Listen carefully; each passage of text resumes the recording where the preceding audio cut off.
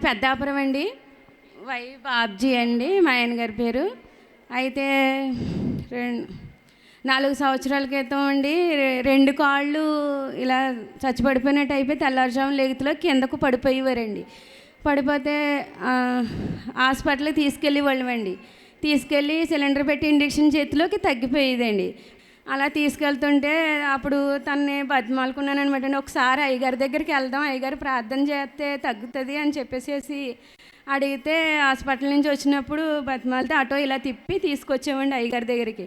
అయ్యగారు ప్రార్థన చేసి దేవుడిని నమ్ముకో, దేవుడిని నమ్ముకో, దేవుళ్ళలోకి రా అని చెప్పేసి తగ్గిపోద్దని చెప్పేసి అన్నారండి. అయితే రాలేదండి. రాకపోతే ప్రార్థన చేశారు కదండి, 3 సంవత్సరాలు ఏమీ లేదండి. బాగుందండి, అంతా బాగున్నది, తిరిగేసేవారండి. అయితే ముందు సంవత్సరం అండి కాలుకి గాయం కింద వస్తుంది, కాలు అంతా వాసిపోయింది.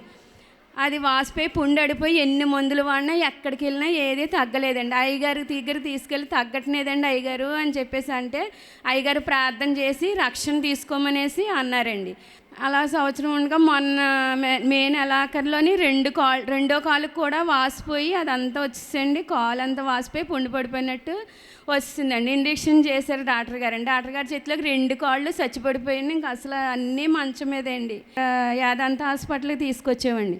తీసుకొచ్చి చూసారండి. చూసి అయితే 4-5 లక్షలు అవుతాయమ్మా, అయినా తగ్గదు, నెల పట్టొచ్చమ్మా, 2 నెలలు పట్టొచ్చు, అసలు రాకపోవచ్చు కూడా అని గవర్నమెంట్ హాస్పిటల్ తీసుకెళ్తే గవర్నమెంట్ హాస్పిటల్లో కూడా అలాగే అన్నారండి. అయితే నేను నడలేక బాత్రూమ్కి వెళ్తుంటే పడిపోతే 3 ఏళ్ళు కూడా ఇరిగిపోయినాయండి. అయితే ఏడ్చేస్తున్నారండి. ఏడ్చేస్తే నేను చెప్పానమాట అండి, అప్పుడు అయ్యగారి దగ్గరికి వెళ్ళాం, ప్రార్థన చేయిందాం, అసాధ్యం అన్నది ఏది లేదు గారండి ఇలా అంటున్నారు. గవర్నమెంట్ హాస్పిటల్లోని వచ్చి అయ్యగారి దాంట్లోకి తిరుగుతారా, హాస్పిటల్కి తిరగండి, అయితే మీకు ఎంత డబ్బు ఉంటే అంత డబ్బు ఖర్చు పెట్టేసుకోండి, నేనేమన్నా మీ ఇష్టం, ఎంత తిరిగేయండి, లేదంటే మీరు అక్కడ ఆటోలో వచ్చి అక్కడ కూర్చున్నా నేను వచ్చి తైలం వేస్తాను, ప్రార్థన చేస్తాను, దేవునికి అసాధ్యం అన్నది ఏది లేదు, సమస్తము సాధ్యమే, మీరు రండి అని చెప్పేసి అన్నారండి.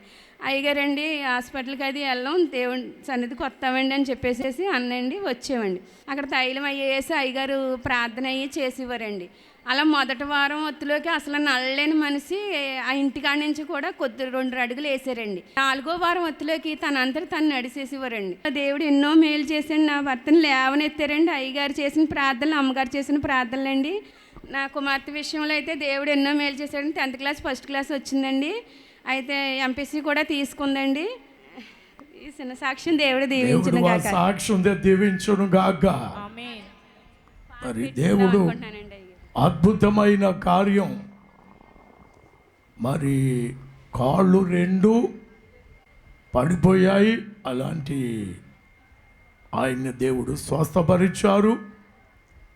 మరి కుటుంబం అంతటిని దేవుడు దీవించాడు. దేవుడు వారి సాక్ష్యం దీవించును గాక. ఆమేన్.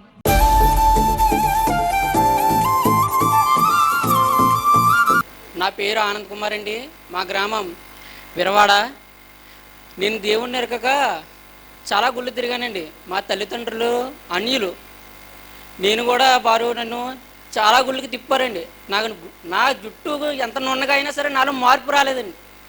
దేవుని బైబిల్ పట్టుకున్న తర్వాత నేను ధైర్యంగా చెప్తున్నానండి, నాలో మార్పు వచ్చింది. నా దేవుడు ఎవరని ఎరిగాను, నాలో స్వస్థత వచ్చింది. అలాగే నేను ఒకరోజు మా చర్చిలోనే ప్రార్థన చేస్తుండగా నా చేతిలో బైబిల్ లేదు అని అంటే ఒకళ్ళు అన్నారు, స్వస్థతలకు వెళ్ళు, అక్కడ బైబిల్ దొరుకుతుంది, అక్కడ దేవుడు అద్భుత కార్యాలు చేస్తున్నాడు అంటే నేను ఒకరోజు ఈ బైబిల్ కొన్నాకు వచ్చానండి. ఈ బైబిల్ కొన్నాకు వచ్చి అక్కడ సాక్ష్యాలు చెప్తుంటే నేను విన్నాను, ఇంతమందిని మార్చిన దేవుడు నా కుటుంబాన్ని మార్చలేడా, నన్ను మార్చలేడా అని నేను ఇక్కడ ప్రాకాల మీద ఉండి ప్రార్థన చేశానండి. ప్రార్థన చేసిన మా ఇంట్లో సమాధానం వచ్చింది, శాంతి వచ్చిందండి. అలాగేనేదండి, నేను ఎంతగానో నైట్ టైం మా ఇంట్లో మాకంటూ ఇల్లు లేదండి, మాకున్నది ఒక్క గది, అదన్నా అద్దెకుంటున్నాం. నా బాధనండి నాకు దేవుడికి తెలుసు. మా ఇంటి వారు అందరూ పడుకున్నాక అందరూ చేశాక నేను గంటసేపు బైబిల్ చదువుకొని గంటసేపు ప్రార్థన చేస్తానండి నా దేవునికి మహిమ కలుగును కాక. నేను ఈరోజు ఇటు రీతిగా ఉన్నానంటే నా దేవుడే. ఈ బైబిల్ పట్టుకున్నాక ఎవడైనా సరే, ఏ పాపంలో ఉన్నవాడైనా సరే అతని పాపములు తెలుసుకొని యెహోవాని నమ్ముకుంటాడు. మా ఇంటి వారు కూడా మారి సాలకు రావాలి, నన్ను మంచి సాక్షులుగా నిలబెట్టుకోమని అక్కడండి ఎన్నోసార్లు ప్రార్థన చేశాను. నా దేవుని పట్టుకున్నాక మా ఊరు నాకంటూ ఒక మంచి పేరు ఉంది, మా నాన్నగారికి ఉంటే ఒక మంచి పేరు ఉంది. మాకు ఏమి లేకపోయినా పర్లేదు, మమ్మల్ని ఎవరిని విడిచిపెట్టి వెళ్ళినా పర్లేదు, కానీ నా దేవుడు నేను ఇప్పుడు విడవను, నన్ను ఎడబాయడు నా దేవుడు. దేవునికే మహిమ కలుగును గాక. నేను ఒకప్పుడు దేవుని ఎరగక ఉన్నప్పుడు స్మోక్ చేసేవాడిని, పచ్చి నిజం స్మోక్ చేసేవాడిని, డ్రింక్ చేసేవాడిని. ఎన్ని కార్యాలు చేశానంటే నేను దేవుని ఎరగక ఇదే నా బతుకు, దీనికోసం నా జీవితం అంతా వేస్ట్ చేసిందని ఎంతగానో కుమిలిపోయానండి. నేను బర్త్డేకి వచ్చేవారు చర్చికి రారా, మీకు దేవుడు గృహం ఇస్తాడు, మీకు సమాధానం ఇస్తాడంటే ఏమి ఇస్తాడులేండి నా దేవుడు, ఏమిడు ఇస్తాడా, అయ్యో ఇలా ఉన్నా దేవుడు అని అనుకున్నాను. నేను ఒకప్పుడు అన్న వాళ్ళనే చర్చికి వెళ్ళి ఎవ్వరూ రాకుండా అందరికంటే ముందెళ్ళి కూర్చున్నాను. ఈరోజు మా ఊరు నాకంటే ఒక స్థానం ఉంది, చర్చిలోని పాటలు పాడగలుగుతున్నాను, వాక్యం చదవగలుగుతున్నాను. వాక్యం నన్ను ఎంతకంటే మార్చిందంటే సాలకు రాగా నన్ను దేవుడు మార్చాడు. నేను ఒకరోజు వచ్చి బైబిల్ పట్టుకొని చదువుతూ అయ్యగారు ఒకరోజు వాక్యం చెప్పారు. లాజరు గురించి ధనవంతుడు గురించి చెప్తే ధనవంతుడు పాతాళలోకానికి పోయాడు, లాజరు పరలోకానికి వెళ్ళాడన్న వాక్యం ఏనండి. ఆ రోజు నుంచి నేను నా వాక్యం ఎప్పుడు ఎడవలేదు. నేను ఎప్పుడు వచ్చినా సరే దేవునికి ప్రార్థన చేసుకుని వస్తాను. నేను పొద్దున్న లెక్సిన నా ఫోన్ కాదు, బైబిల్ ప్రార్థన చేసుకున్న రోజుని గడుస్తాను. నేను తెల్లవారుజాము 2 గంటలకి డ్యూటీకి వెళ్తానండి. దేవా నీ చిత్తం అయితే ఈరోజు నన్ను నడిపించండి. మా తండ్రి కూడా ఇప్పుడు నేను ఎప్పుడైతే ప్రార్థన చేస్తానో అయ్యగారి చేత అమ్మగారి చేత ఎప్పుడైతే ప్రార్థన చేసుకుని హస్తం వేయించుకున్నానో మా ఇంటి వారే ఎరా చర్చికి వెళ్ళవా, ఎరా సాల్గెలవా అని అంటున్నారండి. దేవుడికి మహిమ కలుగునుగా. మా అమ్మమ్మ గారు ఒకరే దేవుడు బాప్తిసం తీసుకుని చనిపోయారండి. ఒక 10 సంవత్సరాలు అవుతుంది. అప్పుడు ఆవిడ కూడా చర్చికి రా బాబు, చర్చికి రాబు అంటే మిచ్చిరి అర్థాన్ని వస్తాను నేను అనివ్వండి. నేను అలాంటిది దేవుడు అందరికంటే ముందు నన్ను అక్కడ కూర్చోబెడుతున్నాడు. అతను వాక్యం నన్ను వినిపించేలా చేస్తున్నాడండి. నా దేవునికే మహిమ కలుగును గాక. ఈ చిన్న సాక్ష్యం దేవుడు దీవించిన గాక. దేవునికి మహిమ కలుగును గాక. ఆమేన్. యవనస్తు బిడ్డ చక్కని సాక్ష్యం తెలియజేశారు. దేవుడు ఈ బిడ్డను బహుగా అన్ని విషయాల్లో వృద్ధి, మహాభివృద్ధి దేవుడు అనుగ్రహించి క్షేమమిచ్చును గాక. ఆమేన్.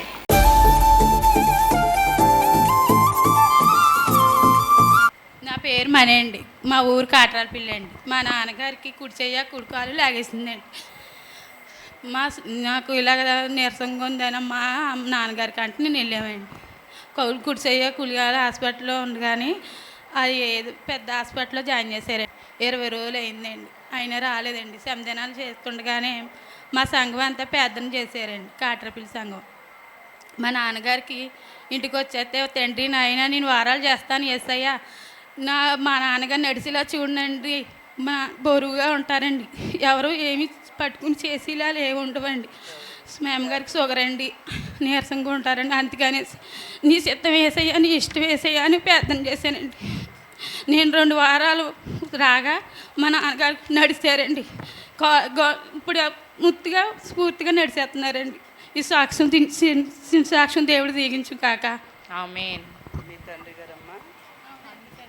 మరి వీరి యొక్క తండ్రి గారు విషయంలో దేవుడు కాలు చేలాగి వేసింది, కానీ శాలకు రాగా దేవుడు స్వస్థపరచగా వారు చక్కగా నడవగలుగుతున్నారు, సాక్ష్యం ఇస్తూ ఉన్నారు. దేవుడు వారి సాక్ష్యమును దీవించునుగా.